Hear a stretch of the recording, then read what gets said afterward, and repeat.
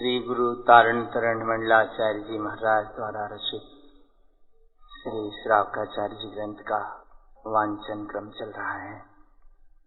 अविरति सम्यक दृष्टि वृत्ति श्रावक होने पर 11 प्रतिमाओं का पालन करता है। ये प्रसंग हमने कल 436 नंबर की गाथा तक स्वाध्याय में लिया था और इन प्रतिमाओं का वर्णन 378वीं गाथा से प्रारंभ करते हुए आचार्य ने कहा था कि ये 11 प्रतिमाएं हैं जिनका स्वरूप मैं कहता हूँ। 5 अणुव्रत इनकी शुद्धि के लिए पालन होते हैं। यहाँ 437वीं गाथा से 5 अणुव्रतों का उल्लेख है जो अणुव्रत इन 11 प्रतिमाओं की शुद्धि के लिए कहे गए हैं। 437वीं कारिका में 5 अणुव्रतों का उल्लेख है। 438 में अहिंसा अणुव्रत, 439 में सत्याणुव्रत, 440 में अचौर्याणुव्रत, 441-42 में ब्रह्मचर्याणुव्रत, 443 में परिग्रह प्रमाण अनुव्रत और 444वीं गाथा में ये जो वृत्ति श्रावक का कथन यहाँ कर रहे थे, इस प्रसंग का उपसंहार है। 437 से 440 तक गाथाओं का वांचन करेंगे। अणुव्रतम पंच उत्पादन्ते अहिंसा नृत्य उच्यते अस्तेयं बंभव्रतं शुद्धं अपरिग्रहं स उच्यते हिंसा असत्य सहितस्य रागदोष पापादिकं तावरं त्रस आरम्भं तिक्ततेजे विचक्षणा अनृतं अनृतं वाक्यं अनृत अचेत दिष्टते अशाश्वतं वचन प्रोक्तं च अनृतं तस्य उच्यते स्तेयं विस्तेय कर्मस्य चौरभावं न क्रियते जिनयुक्तं वचन शुद्धं च स्तेयं लोपनं कृतम्। 5 अणुव्रतों का स्वरूप कहते हैं अहिंसा, सत्य, स्तेय यानी अचौरी, ब्रह्मचर्य और परिग्रह प्रमाण। ये 5 अणुव्रत यहाँ कहे गए हैं। इनमें पहला है अहिंसाणुव्रत। हिंसा असत अर्थात रागादि दोष, राग, द्वेष, पाप आदि पर्यायी परिणमन में जोड़ने से होती है। फिर जीव भाव हिंसा के साथ साथ स्थावर और त्रस्त जीवों की आरंभ आदि हिंसा भी करता है। इसका जो त्याग करते हैं वे विचक्षण अहिंसाणुव्रत के धारी होते हैं। असत कथन करना, झूठ बोलना है। इसके साथ ही जीव उन अचैतन्य और क्षणभंगुर वस्तुओं के प्रति भी दृष्टि रखता है, उसी प्रकार के असत कथन करता है। इसको झूठ कहा है और इस झूठ का त्याग करना, स्थूल वचन का त्याग करना सत्याणुव्रत कहलाता है। चोरी किसी की वस्तु को बिना दिए हुए लेना स्तेय कर्म कहलाता है। और उस प्रकार के भाव भी जो नहीं करते और जिनेन्द्र परमात्मा के कहे हुए शुद्ध वचनों का लोप भी नहीं करते, यही अचौर्याणुव्रत है। जिस श्रद्धान ज्ञान प्रमाण में देश व्रतों को धारण किया है, उतने प्रमाण में जिनेन्द्र परमात्मा के वचनों का सहारा लेकर न तो चोरी ही करता है, न चोरी के भाव करता है और न ही जिनेन्द्र परमात्मा के वचनों का लोपन करता है। इसे अचौर्याणुव्रत कहा है। आगामी 4 गाथाएं इस संदर्भ की अणुव्रतों से संदर्भित। ब्रह्मचर्यं च शुद्धं च अवम्बं भावतिक्तयं विकहा रागमित्यात्वं तिक्तं बंभव्रतं ध्रुवं मन वयन काय हृदयं शुद्धं शुद्ध समय दिनागमं विकहा काम सद्भावं तिक्तन्ते ब्रह्मचारिणा परिग्रह प्रमाणं कृत्वा अनृत सत्य तिक्तं च परिग्रह प्रमाण तथा एतत् क्रिया संयुक्तं शुद्ध सम्यक् सार्धयम्।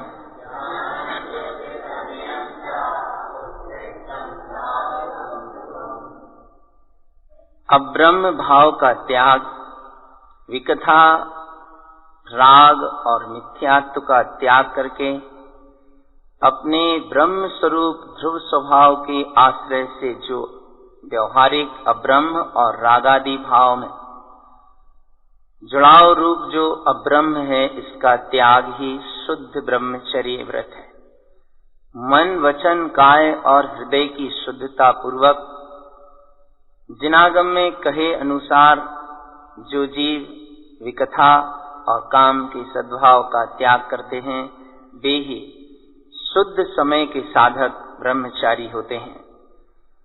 परिग्रह का प्रमाण करके जो पर द्रव्यों की ओर नहीं देखते, जो भी क्षण भंगुर असत प्रपंच है, इस सब का त्याग करते हैं, वही परिग्रह प्रमाण अनुव्रत के धारी श्रावक कहलाते हैं। इन क्रियाओं से संयुक्त होकर जो शुद्ध सम्यक सहित अपने ध्रुव स्वभाव की शुद्ध स्वसमय की ध्यान में साधना आराधना करते हैं, वे ही उत्कृष्ट श्रावक कहे गए हैं। इन 11 प्रतिमाओं में 60 प्रतिमा ताई जघन मध्यम 9 पर्यंत उत्तम 10वीं 11वीं इति प्रतिमा विरतन।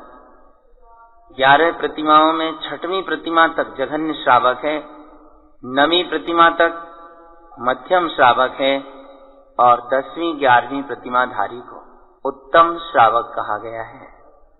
इस तरह 444वीं गाथा तक इन 11 प्रतिमाओं का और 5 अणुव्रतों का स्वरूप कहा।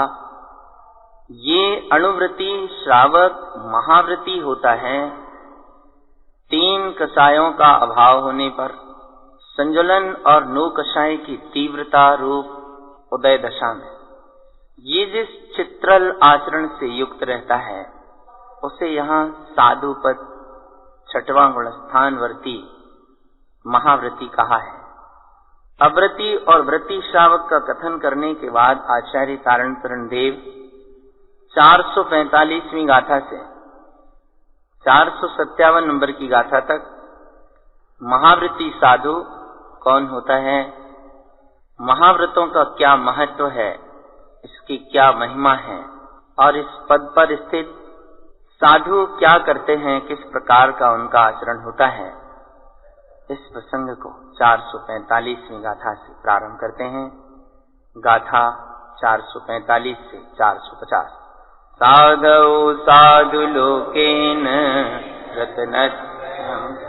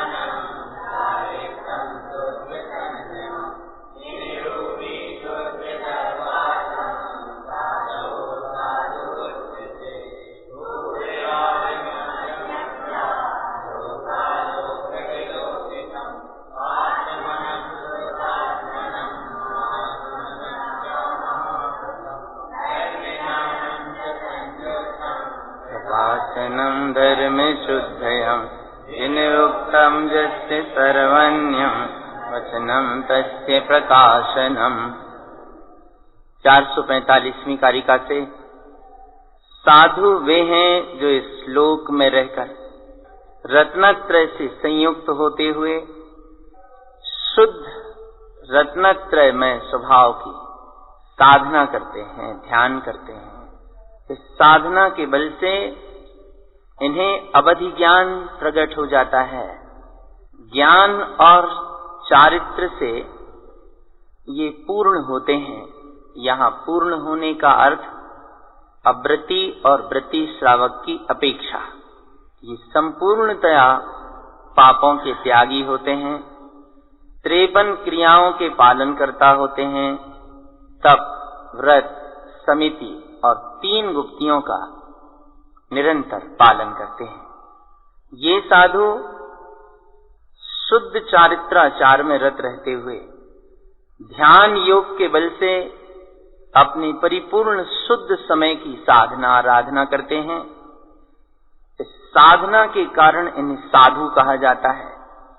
जो साधते हैं उन्हें साधु कहते हैं। सम्यक दर्शन, ज्ञान और चारित्र पूर्वक शुद्ध संयम की धारी जिनेंद्र परमात्मा के रूप के समान वीतराग दशा में स्थित शुद्ध द्रव्य को प्रयोजनीय मानकर साधना करने वाले संत साधु कहे जाते हैं। तीनों लोकों में जो आत्मा परमात्मा स्वरूप है, लोकालोक को विलोकित करने वाला है, ऐसे अपने आत्मा को शुद्धात्म स्वरूप जानते हैं, अनुभवते हैं। यही महाव्रतों का महात्म्य है। महाव्रत हैं तो लोकालोक को आलोकित करने वाले अपने त्रिकाली आत्मा शुद्धात्मा को अनुभव में लेते रहना, उसी का निर्विकल्प रस वेदन करते रहना, यही महाव्रतों का महात्म्य है। साधु हुए और निर्विकल्प रसानुभव में नहीं रमे तो बाह्य भेद से कल्याण होने वाला नहीं है।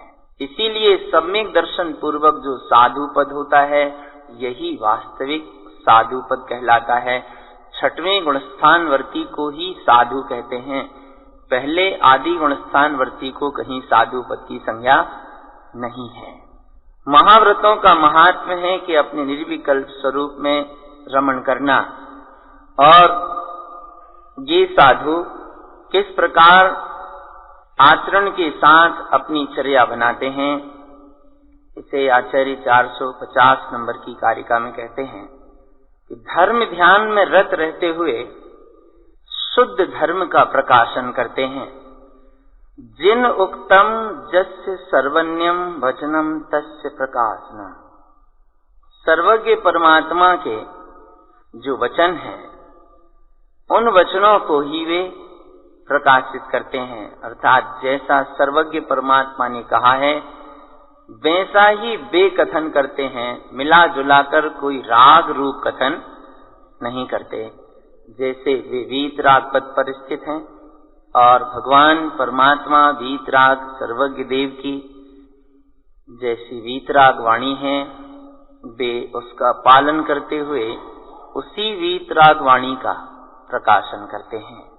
वीतरागता का अभिप्राय 451 नंबर की कारिका में आचार्य कहते हैं। 452 में कहते हैं ये सच्चे गुरु तारण तरण होते हैं, अर्थात स्वयं तिरते हैं और अन्य जीवों को भी तारते हैं। इनका मन कहाँ रहता है, 453 नंबर की कारिका में कहा है। इस साधना के बल से इन्हें जो मनः पर्यय ज्ञान उपलब्ध होता है, उसे 454 नंबर की कारिका में, और 3 प्रकार के वैराग्य से ये संयुक्त होते हैं, पूर्ण वैरागी होते हैं, ऐसा कथन 455वीं गाथा में किया है। 451 से 55 मिथ्यातम तृतिशल्यम च पुण्यानम तृति उच्यते राग दोषम च जीतानि तिक्तन्ते शुद्ध साधवा अपम च तारणम शुद्धम भव्य लोकैक तारकम शुद्धम लोकलोकांतम ध्यानारूढ़म च साधवा मनम च शुद्ध भावम च शुद्ध तत्वम च निष्ठते सम्यक् दर्शनम शुद्धम रत्नत्रयम् शुद्ध संपूर्णम् संपूर्णम् ध्यानारूढयम् ऋजु विपुलम च उत्पादन्ते मन पर जय ज्ञानम ध्रुवम वैराग्यम तृतीयम शुद्धम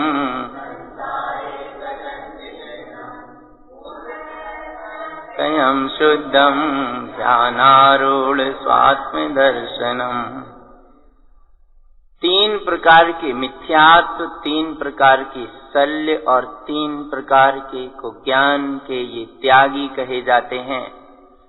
राग द्वेष आदि जितनी भी विकार पूर्ण भावनाएं हैं, ये शुद्ध साधु उन सबका त्याग कर देते हैं, इसीलिए वीतरागी होते हैं। वीत गया है जिनका राग और द्वेष, उन्हें कहते हैं वीतरागी। और जहां वीतरागता की भावना होती है, वहीं शुद्धोपयोग, स्वानुभव, रमण, प्रमत्त, अप्रमत्त का झूला, ये सब वीतराग दशा में ही संभव होता है।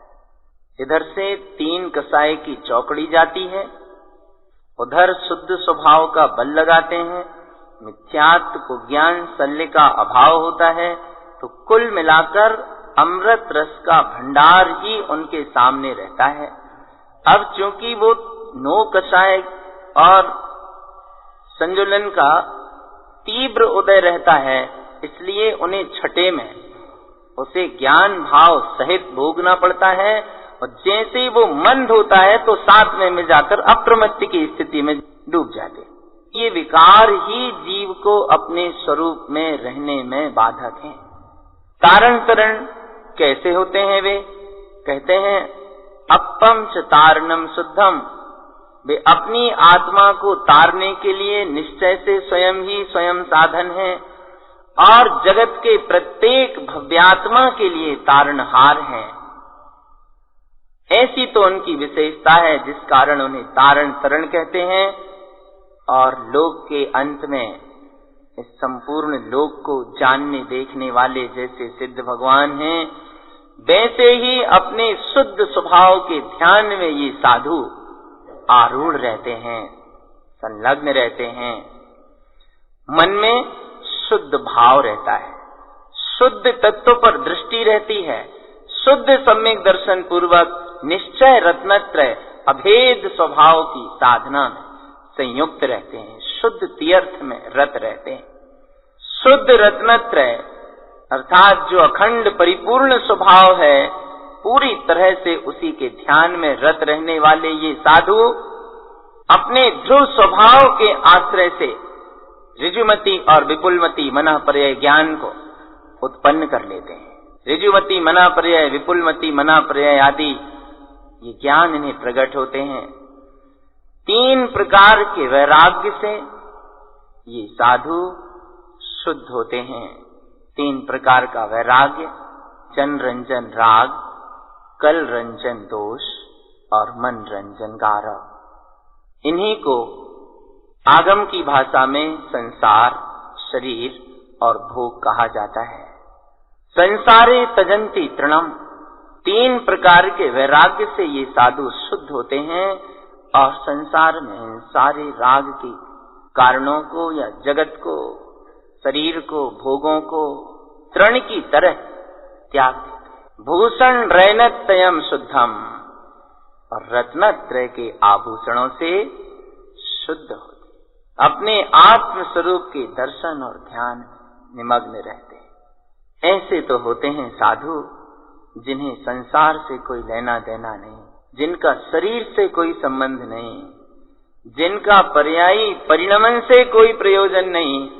ये क्रमबद्ध पर्याय और एक समय का सूक्ष्म परिणमन साधु की उस अवस्था में प्रयोजनवान होता है जहां क्षण क्षणवर्ती परिणमन रूप जो पर्याय धारा चलती है, और ये साधु उससे दृष्टि को हटा नहीं पाता, क्योंकि छठे गुण स्थान में राग की भूमिका होती है। वीतराग दशा निर्विकल्प शुद्धोपयोग 7वें गुण स्थान में ही होता है। तो छठे गुण स्थान में उस क्षणवर्ती परिणमन से अपनी दृष्टि को हटाने के लिए ये क्रमबद्ध के अस्त्र का सहारा लेता है कि सारा परिणमन क्रमबद्ध है, इससे तुम्हारा कोई संबंध नहीं, हटाओ इससे दृष्टि और अपने स्वभाव में रहो। क्यों इस पर्यायी जहर की तरफ देखते हो? क्यों इस पर्यायी परिणमन की तरफ देखते हो? ये सब क्रमबद्ध है, ये सब तत्समय की योग्यता अनुसार चलने वाला परिणमन है। इससे दृष्टि हटाने के लिए विक्रमबद्ध का सहारा लेते हैं और इससे दृष्टि हटाई और सातवें में पहुंच जाते हैं। सिद्धांत ऐसे वीतरागी को भगवान बनाने के लिए सशक्त माध्यम बनता है और ऐसी ज्ञान की और चारित्र की उत्कृष्ट भूमिका में बैठकर ये साधु क्या करते हैं, उसके लिए आचार्य अगली 2 गाथाएं देते हैं। केवलम भावनम कृत्वा पदवी अर्हन्त सार्धयम् शरणं शुद्ध समयं च नन्ति चतुष्टय संयुतम् साधौ साधु लोकेन सौव्रत क्रिया संयुतम् साधौ शुद्ध ध्यानस्य साधौ मुक्तिगामिनो। ये साधु जैसे प्रतिमाओं के बारे में आया था कि अपन ने जिस प्रतिमा को लिया है या जो कोई भी जीव जिस प्रतिमा को धारण करता है, उस प्रतिमा को धारण करना ही उसका अंतिम ध्येय नहीं होता।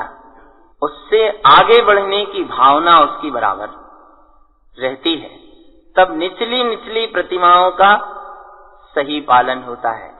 ऐसी ही स्थिति साधु के साथ भी है। साधु अगर साधु पद धारण करके ये मान ले कि बस हो गया इति श्री, तो साधु पद की चर्या पालन नहीं कर पाएगा।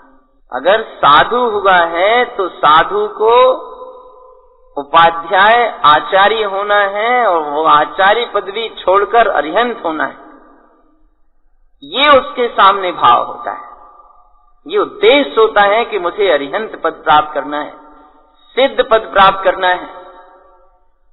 ये साधु पद ही मेरा सर्वस्व लक्ष्य नहीं है, ये साधु पद ही मेरा उद्देश्य नहीं है। और अगर वहीं अटक कर रह जाए तो नीचे की भूमिका में जाए, ऊपर छलांग लगाना चाहता है। इसलिए बार बार शुद्धोपयोग, बार बार सातवां गुणस्थान, बार बार स्वरूप रमणता, ये उसके लक्ष्य में रहती है कि वो साधन है। ये छठवां गुणस्थान कोई काम का नहीं है। किसके लिए? साधु के लिए। हाँ, नहीं तो अपन सोच लेंगे छठे गुणस्थान कोई काम का नहीं। तो वो साधु छठे गुणस्थान को लक्ष्य बनाकर नहीं चलता, इसलिए बार बार सातवें में जाता है, बार बार स्वरूप रमणता करता है, क्योंकि वो समझ रहा है कि यही साधन है। ऐसी स्थिति मेरी अंतर्मूर्त रह जाएगी तो केवल ज्ञान की प्राप्ति हो जाएगी। ऐसे केवलम भावनम कृत्वा पदवी अर्हन्त सार्धयम्, केवल ज्ञान की भावना को करते हुए अरिहंत पदवी की साधना करता है, अरिहंत पद को प्रकट करना चाहता है और शुद्ध स्व समय में आचरण करके अनंत चतुष्टय से युक्त होने की इस साधु की निरंतर भावना रहती है। ऐसा साधु जो इस लोक में तप, व्रत और क्रिया से संयुक्त रहता हुआ अपने शुद्ध ध्यान में शुद्धात्मा को साधना और अनुभूति करता है, ये साधु नियम से मुक्तिगामिनो, मुक्ति को प्राप्त करता है। वीतराग दशा में स्थित होकर पूर्ण वीतरागता को प्राप्त करने का इस साधु का ध्येय होता है।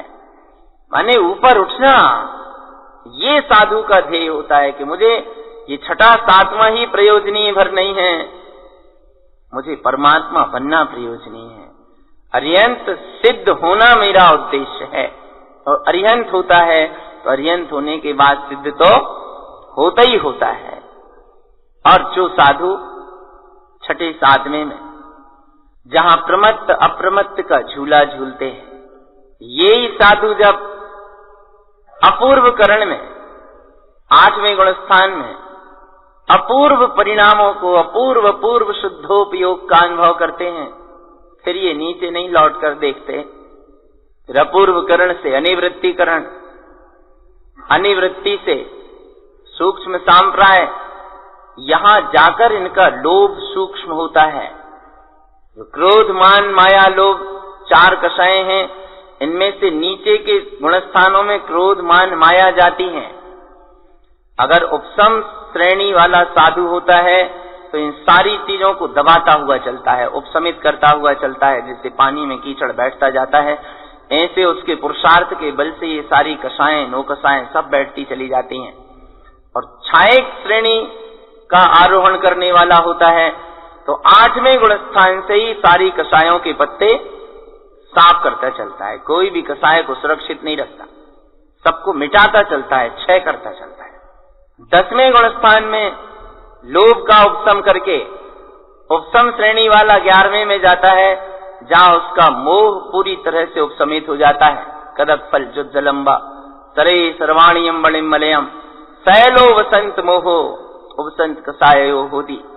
सारी कषाएं, सारा कर्म, जैसे कतक फल के प्रयोग से, कतक फल कहते हैं फिटकरी को, इससे सारा विकार पानी का नीचे बैठ जाता है। अथवा शरद ऋतु में तालाब का जल बिल्कुल निर्मल रहता है। इसी तरह से इस 11वें गुणस्थानवर्ती साधु के सारा मोह कर उपशमित हो जाता है। ऐसे निर्मल शुद्धोपयोग का नाम उपसंत कषाय अर्थात 11वां गुणस्थान होता है। लेकिन ये स्थिति नीचे आने वाली होती है नियम से। वो मोह जो दब गया, उसमें जरा सा कोई भी कण ऊपर आया और वो 11वें से नीचे। लेकिन जो साधु 8वें से छपक श्रेणी का आरोहण प्रारंभ करते हैं, वे सबको खत्म करते चलते हैं। तो 10वें गुणस्थान में, 10वें के अंतिम समय में सारी कषायों को, मोह को क्षय करके 11वें से बाईपास होकर सीधे 12वें में पहुंच जाते। 12वें गुणस्थान में पहुंचने के बाद फिर जीव वापस लौटकर नहीं आता। 10वें के अंत में मोह को समाप्त कर 12वें में क्षीण मोह अवस्था को प्राप्त जैसे हुआ, मोह क्षयाद ज्ञान दर्शना वर्णांतराय क्षयाच केवलम। मोहिनी कर्म के क्षय होते ही ज्ञानावरण, दर्शनावरण और अंतराय कर्म एक अंतर मुहूर्त में जहां क्षय हुए, आचार्य कहते हैं अरहंतम अरहो देवम सर्वन्यम केवलम ध्रुवम अनंतानंत दिष्टम च केवलम। अब ये अरिहंत देव पूज्य परमात्मा हो गए हैं, सर्वज्ञ केवल ज्ञानी भगवान अविनाशी ध्रुव स्वभाव में लीन हैं, अनंतानंत को देखते हैं और केवल ज्ञान, केवल दर्शन मात्र के धनी हैं। ऐसे ये केवल ज्ञानी भगवान 13वें गुणस्थानवर्ती में अनंत चतुष्ट स्वभाव को प्रकट करते हैं। सर्वज्ञ केवल ज्ञानी हितोपदेशी वीतरागी परमात्मा होते हैं। अब इनके 4 घातिया कर्म समाप्त हो गए, मन समाप्त हो गया, विभाव समाप्त हो गए, दर्शन मोह, चारित्र मोह पूरी तरह से नष्ट हो गया। अब ये स्वभाव में लीन हैं। इनके 4 अघातिया कर्म भर शेष हैं और जितने समय तक इन्हें आयु कर्म का सद्भाव है, तब तक ये 13वें गुणस्थान में रहेंगे। अंतिम समय में अगर आयु कर्म की स्थिति से कम 3 कर्मों की स्थिति है, तो ये बिना समुद्घात किए ही सिद्ध पद को प्राप्त कर लेंगे। अगर आयु कर्म की स्थिति कम है और 3 शेष कर्मों की स्थिति ज्यादा है, तो उन 3 कर्मों की स्थिति को आयु कर्म की स्थिति के बराबर करने के लिए फिर ये समुद्घात करते हैं। पहले समय में जो आयु का अंतिम क्षण है, उस समय से हिसाब किताब बिठा के, क्योंकि आयु कर्म का अंत हुए पहले तो जा नहीं सकते, तो आयु कर्म का अंत जो पॉइंट है, उसके पहले समय में इनके प्रदेश दंड रूप होते हैं। माने नीचे से ऊपर तक जैसे एक खंबा है गोल, ऐसे दंड रूप में हो जाते हैं, गोल बिल्कुल नीचे से ऊपर तक फैल जाते हैं। दूसरे समय में कपाट जैसे दरवाजे, इस तरफ से उस तरफ तक पूरे लोक में फैल जाते हैं दरवाजे की तरह। तीसरे समय में प्रतर, पतले पतले जैसे बादलों की टुकड़ियां, कुछ यहां कुछ वहां, कुछ वहां कुछ वहां, सारे लोक में प्रतर हो जाते हैं। और चौथे समय में लोक पूर्ण, सारे लोक में आत्म प्रदेश खचाखच फैला देते हैं, भर देते हैं। 5वें समय में वापस प्रतर, 6ठे में फिर कपाट और 7वें में दंड और 8वें समय में आत्मा शरीर का त्याग करके सिद्ध दशा को प्राप्त कर लेता है। जैसे कपड़ा अगर आप निचोड़ के लटका दें रस्सी से, उसको सूखने में बहुत टाइम लगेगा, और उसी कपड़े को झटकार फटकार के तार पे डाल दें तो जल्दी सूख जाता है।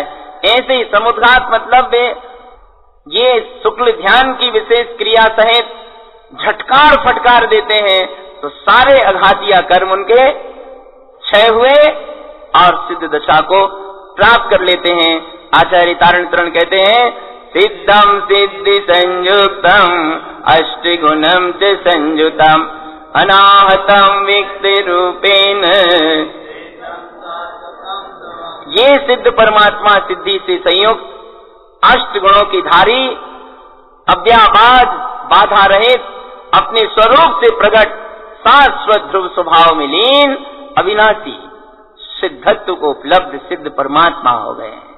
इस प्रकार गाथा 1 से प्रारंभ करके मंगलाचरण, परिभ्रमण, कथा व्यथा का वर्णन कर सम्यक्त की प्राप्ति, अव्रति श्रावक की चर्या, व्रति श्रावक, महाव्रति साधु, अरिहंत और सिद्ध। असल में ये पूरा विधान 5 पदवियों के आधार पर दिया है, क्योंकि हमने 2 पदवियों को पीछे स्पष्ट नाम पढ़े थे, उपादेय गुण पदवी और पदवी द्वितीय आचार्यम च। पूज्य पद पंच परमेष्ठी हैं, ये 5 पदवियां साधना की अपेक्षा से हैं। फिर आचार्य अंत में इस ग्रंथ का उपसंहार करते हुए कहते हैं, परमेष्टि साधनम कृत्वा शुद्ध सम्यक् धारणा तेन कर्म क्षिपणम च त्रिविधि ग्रंथम प्रोक्तम च सार्धम ज्ञानमयम ध्रुवम धर्मार्थ काम मोक्षम च प्राप्तम परमेष्टि नमः।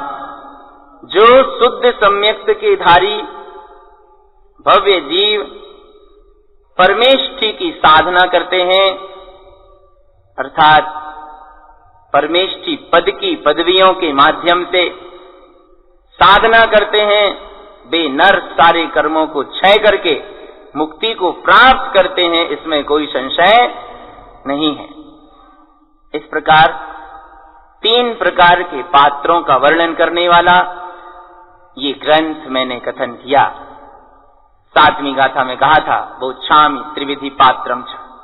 3 प्रकार के पात्रों का वर्णन करूंगा। 3 प्रकार के पात्रों का स्वरूप कहकर इस ग्रंथ का कथन किया। ये तीनों ही प्रकार के पात्र ज्ञानमयी ध्रुव स्वभाव के साधक आराधक होते हैं और धर्म, अर्थ, काम, मोक्ष चारों ही पुरुषार्थ को सिद्ध करते हुए परमेष्टि पद प्राप्त कर लेते हैं। ऐसे परमेष्टि पद स्वरूप परमात्मा को मेरा नमस्कार है। संसारी दशा में आदमी समझता है कि पूजा पाठ कर लेना, जाप कर लेना, स्वाध्याय कर लेना, मंदिर चले जाना, ये सब धर्म पुरुषार्थ। जगत में लोकाचार में ऐसा कहा जाता है, पर वास्तव में बाहरी क्रियाओं से धर्म नहीं होता। ये क्रियाएं धर्म की प्राप्ति में साधन बन सकती हैं, अगर उन्हें साधन बनाया जाए तो। ये बेस है, इस बेस पर खड़े होकर हम वस्तु स्वरूप का श्रद्धान करें, भेद ज्ञान करें, आत्मचिंतन करें, आत्मानुभव करने का पुरुषार्थ करें, इसका नाम धर्म पुरुषार्थ है। लोक में कहते हैं पैसा अच्छा मन से कमाए, खूब संपन्न हो, इसका नाम अर्थ पुरुषार्थ है। आचार्य कहते हैं परमार्थ की भाषा ही विपरीत है कि अर्थ से ममत्व जितना तोड़ेगा उसका नाम अर्थ पुरुषार्थ है, अर्थ से ममत्व टूटे तो अर्थ पुरुषार्थ है। काम, संसार में आदमी संतान परंपरा और संतति को चलाने को काम पुरुषार्थ कहता है। आचार्य कहते हैं इस काम पर विजय प्राप्त करने का नाम काम पुरुषार्थ है। और मोक्ष कोई बाहर की क्रिया कर लेना, साधु पद धारण कर लेना, यद्वा तद्वा क्रियाएं करना, चाहे शिक्षानुसार सदसतोर विशेषाद्रक्षोपलब्धिरुन्मत्वत् सब कुछ करते जाना, ये सब जो होता है इसे आदमी समझता है मैं मोक्ष पुरुषार्थ कर रहा हूँ। आचार्य कहते हैं ऐसी यद्वा तद्वा क्रियाएं करने से कोई मोक्ष का पुरुषार्थ नहीं होता। अपने स्वरूप में लीन होकर शुद्धोपयोग के बल से स्वरूपस्थ होना, केवल ज्ञान और सिद्ध पद को प्राप्त करने का पौरुष जगाना, उसका नाम मोक्ष पुरुषार्थ है। और जो जीव इस परम पद को प्राप्त करते हैं वे परमेष्टि कहलाते हैं, परम इष्ट पद में स्थित होते हैं। परमे पदे तिष्ठति इति परमेष्टि उच्यते, वे ही परमेष्टि होते हैं जो अपने परम पद में स्थित होते हैं। ऐसे परमेष्टि को हमारा नमस्कार है। और अंतिम गाथा में आचार्य इस ग्रंथ के कहने का उद्देश्य स्पष्ट करके इस श्रावकाचार ग्रंथ को पूर्ण करते हैं। गाथा 462। परमानंद आनंदम जिन उक्तम शाश्वतम पदम, एको देशवदेशम च जिन तारण मुक्ति पंथम श्रुतम।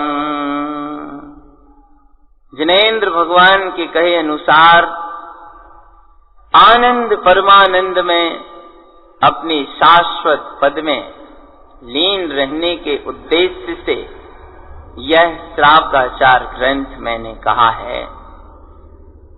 इस ग्रंथ के कहने का उद्देश्य है कि जिन तारण मुक्ति के पथ में लगें ऐसा जानो।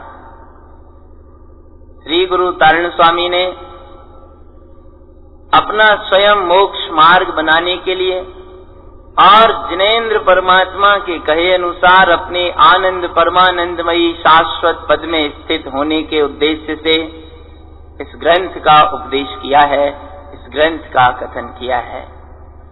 ज्ञानी हमेशा अपना काम बनाने के लिए, अपनी आराधना साधना और सिद्धि के लिए सहजता से जो होता है सो करते हैं। और करते क्या है, जिसे अपन करना कहते हैं वो उनके लिए सब होता है। क्योंकि कोई भी ज्ञानी करते कुछ नहीं है, जो कुछ भी होना है वो सब हो रहा है, होता है। इस होने वाले परिणमन को स्वीकार करके ही वे अपनी साधना में दृढ़ होने के लिए ग्रंथ लिखते हैं, चिंतन करते हैं, साधना करते हैं। और साधक का मतलब ही है ज्ञान ध्यान तपो रक्तस् तपस्वी सा प्रशस्यते। ज्ञान और ध्यान में रत रहने वाला ही साधु साधक तपस्वी है। ज्ञान और ध्यान के अलावा कहीं और रत रहता है तो वो कुछ भी नहीं। तो सद्गुरु ने बहुत स्पष्ट मार्ग दिया है। अपन ने 462 गाथाओं का वांचन किया और इससे वस्तु स्वरूप को समझा है, जाना है। इस श्रावक चर्या के अनुरूप अपना आचरण बनाने का अपन प्रयत्न पुरुषार्थ करें, इसी में अपना कल्याण है। यही श्री गुरु की हम सबको परम पावन देशना है। इति श्री श्रावकाचार नाम ग्रंथ जी श्री जिन तारण करण विरचित समय उत्पन्निता। 9 बार नमोकार मंत्र पढ़ लें।